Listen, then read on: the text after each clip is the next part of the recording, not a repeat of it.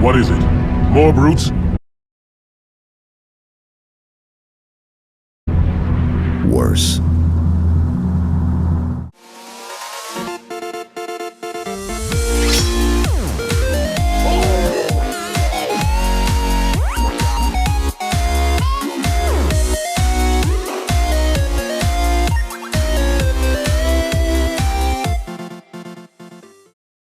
Now, when you think of the first 10 to 15 years of your life, do you think of a game that defined it? A game that made you feel something? A game that made you think that maybe this is the best game I'm ever going to play? I did. And that game is...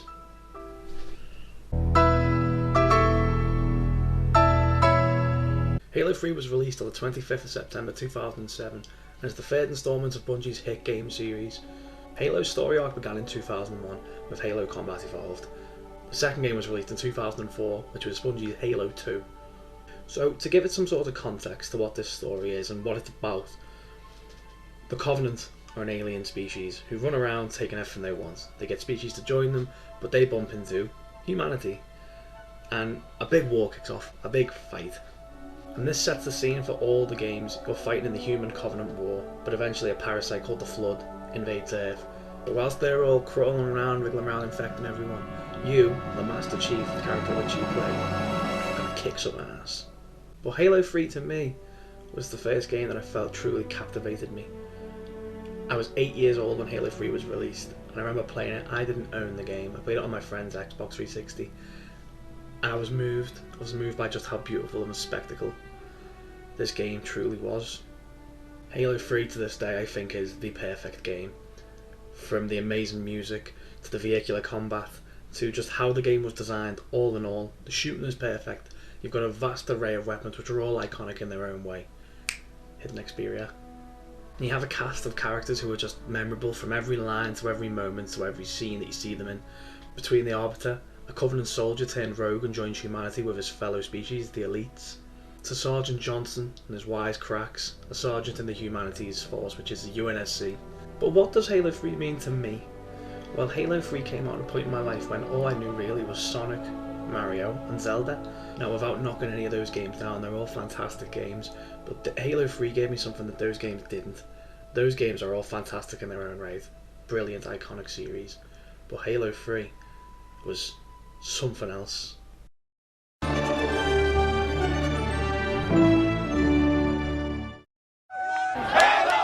The wait is finally over! From coast to coast, gamers lined up to get their hands on this little package, Halo 3. Halo 3 is here. If it's a big day for gamers, it's a million times bigger for Microsoft.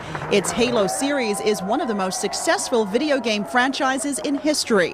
When the second installment was released in 2004, sales skyrocketed past $125 million in the first 24 hours. And Microsoft predicts the newest version will do even better.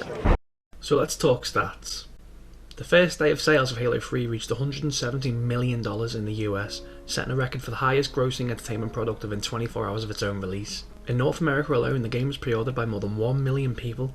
Worldwide, more than $300 million worth of units were sold in the first week.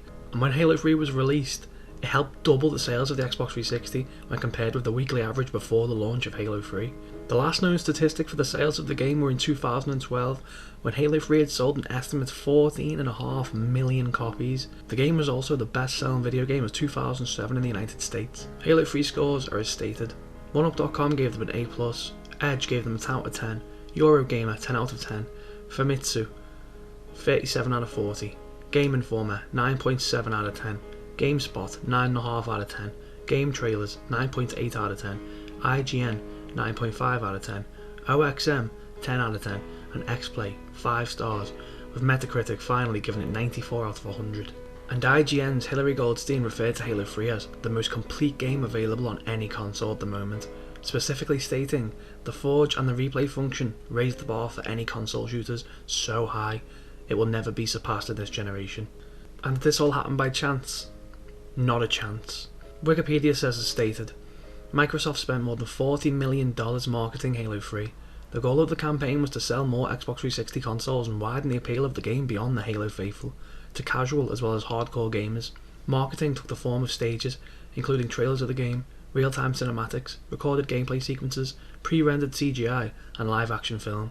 On September 12, 2007, the Believe Halo 3 ad campaign focused on the epic nature of the story and heroism told through dioramas and third-party accounts of the Master Chief's service, beginning with the museum and continued past the game's release. Now, if you haven't seen any of the trailers for Halo 3, I suggest you go and watch them now. The whole Believe Halo 3 ad campaign was fantastic, one of the best I've ever seen. And after all of its success, and the sun began to set, Halo 3 was made a free download for Xbox Live Gold subscribers through the Games with Gold program in October 2013. It became playable on the Xbox One via backwards compatibility in 2017, and eventually an Xbox One native version of the game, presenting the graphics at 1080p and 60 frames per second, was included as part of the Halo Master Chief Collection for the Xbox One in 2014, and eventually, in 2020, Halo 3 was available to PC players as well. So now everyone can experience their own things with this game, can experience their own memories, they can have laughs on Forge, but Halo 3 will always have a special place in my heart. Thanks for watching, guys. I've been GilloBoiJr. So long.